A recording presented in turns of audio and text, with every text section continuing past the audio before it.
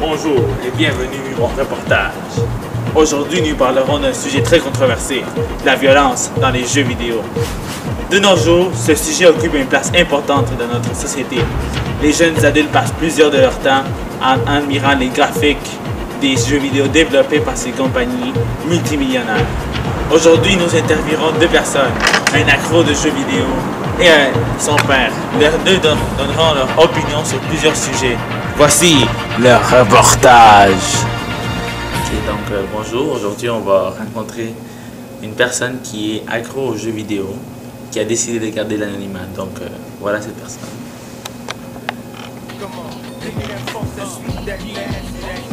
Quel type de jeu jouez-vous? Ben moi, je joue principalement aux jeux de tir où on peut tuer des gens, les battre, leur voir saigner. Les jeux où on tue des personnes, où on frappe des personnes, où on blesse des personnes.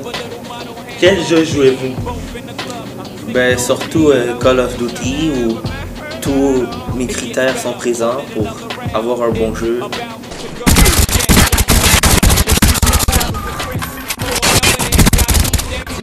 Et aussi peut-être les jeux où on nique les personnes dans la guerre. D'accord. Vous sentez-vous violent lorsque vous jouez? Évidemment, ma seule envie c'est de tuer les gens. Je dois être violent pour faire ce que je veux. Avez-vous récemment blessé quelqu'un? Oui. Alors, en fait, moi je fais de la boxe. Et pour me défouler des jeux vidéo, et en faisant de la boxe, je peux me défouler et frapper les autres. Et évidemment les blesser, parce qu'ils sont faibles. Est-ce que vous vous considérez comme un danger pour la société? Personnellement, je pense que oui. La nuit, quand je me couche dans mon lit, j'ai des envies meurtrières. Et le matin, il faut que je me défoule. En jouant à des jeux vidéo, en sortant dehors, à regarder le monde de manière tordue et menaçante. Est-ce que les relations entre vous et vos amis ont dégradé depuis la sortie du dernier jeu? Pas du tout.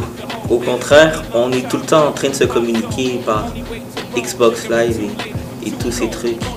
Parce qu'on joue tout le temps ensemble. Parce que je ne suis pas le seul à être accro aux jeux vidéo. Est-ce que vous voulez être dans l'armée? Pas du tout.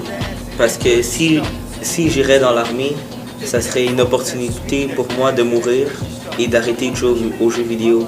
Quelque chose que je veux pas. Donc, merci de votre temps.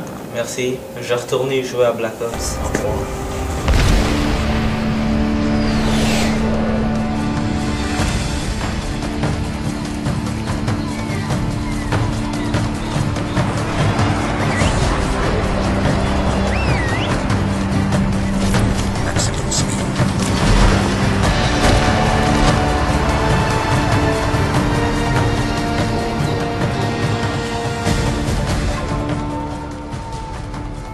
Comme le jeune nous a expliqué, pendant le jeu, ces systèmes émotionnels sont très sollicités. Le jeu le place en état d'alerte. Les joueurs font appel à des circuits psychologiques qui ne sont plus forcément réfléchis. Des états réflexes, automatiques, où le jugement de valeur n'a plus sa place. Et pour progresser dans le jeu, il va falloir être de plus en plus violent, tirer plus vite pour recevoir plus de scores et de bonus. En clair, tout est fait pour le pousser à adopter une stratégie violente afin d'aboutir à une gratification de plaisir, d'aider à soulager le stress et de faire oublier ses problèmes sociaux. Ainsi, la violence devient ludique. C'est le paradoxe des jeux violents.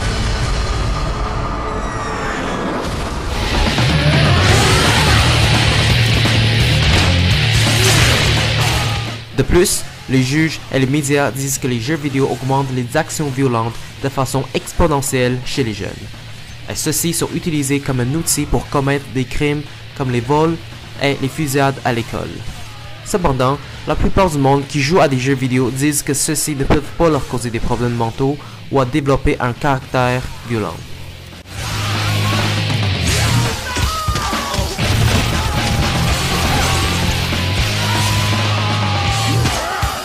Donc, est-ce que les jeux vidéo ont vraiment une influence négative si démesurée sur les comportements des adolescents et quelles sont les opinions des parents face à cette situation.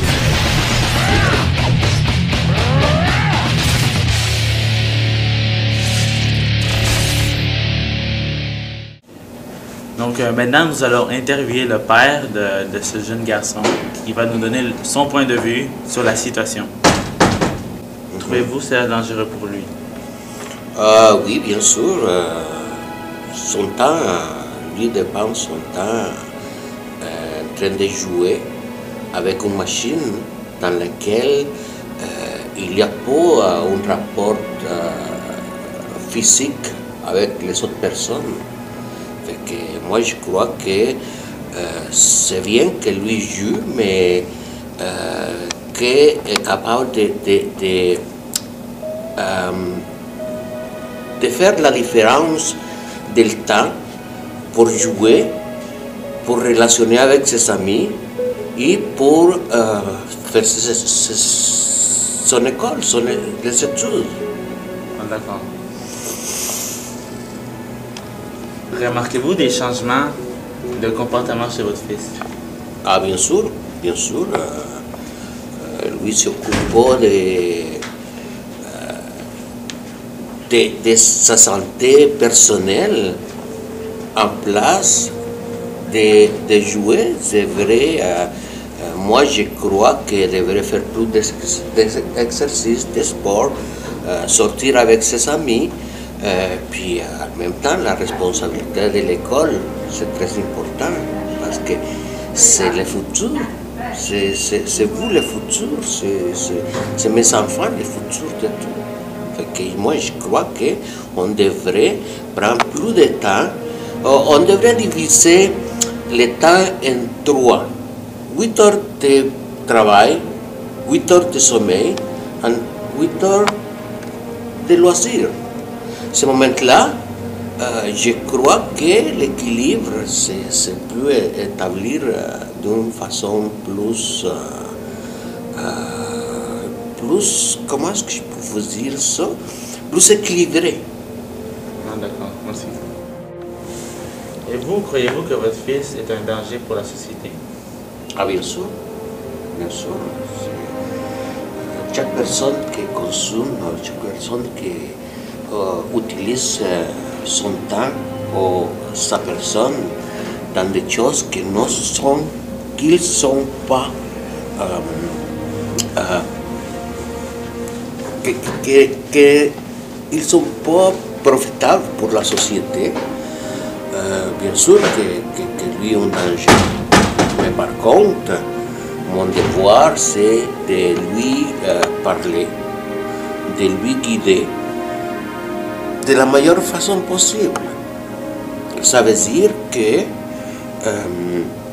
cette personne-là va devenir quelqu'un qui va avoir une éducation, un guide, une vue quelque part, où est-ce que va venir une partie de la société qui nous va laisser une personne correcte. C'est une personne, quand je dis correcte, ça veut dire c'est une personne fonctionnelle. Une personne fonctionnelle, c'est celui qui est capable de réfléchir avant de réagir. Oui, j'ai peur, mais j'ai aussi la responsabilité de lui donner les bons outils pour que lui est capable de réagir d'une façon positive dans la société. Mais si je ne suis pas capable, il y a des institutions, il y a des conseillers dans les écoles, puis partout, où est-ce que si moi je me sens que mon fils il a un problème, je vais envoyer à qui regarde son directeur, son professeur, son ami. Comme ça, quand l'idée est plus évoluée, ça veut dire que si nous on parle, on est capable d'arriver à avoir une bonne réponse. Merci beaucoup de votre temps, monsieur. Ça fait plaisir. Ok, au revoir.